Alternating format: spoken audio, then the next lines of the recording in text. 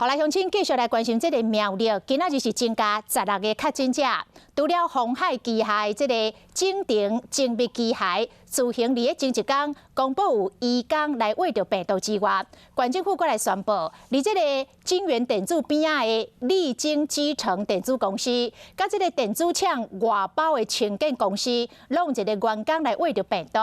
县长齐耀昌有详细的说明。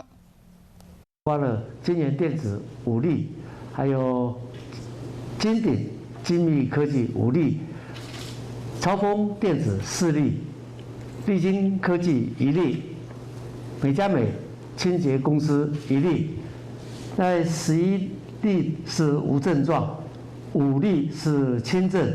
目前确诊的个案均已收治隔离中，相关足迹已公告在苗栗县府的网站。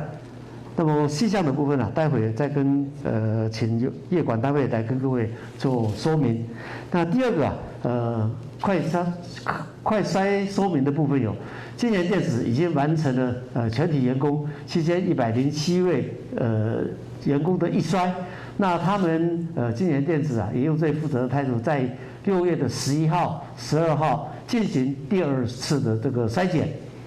而超丰电子全场快筛，它的这个企业的人数总共有1391人，快筛呈阳性的有5位 ，PCR 检验目前还在这个检验中，还没有出炉。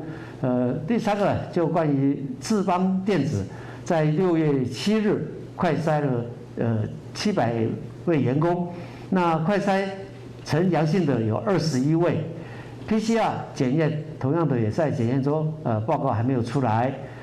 再来我们竹南园区社区公园户外的快筛站，总共有6线，同时在进行。那6月7号快筛了257人，其中1人阳性。6月8日到6月11日的下午，会持续的来做区域社区的筛检工作。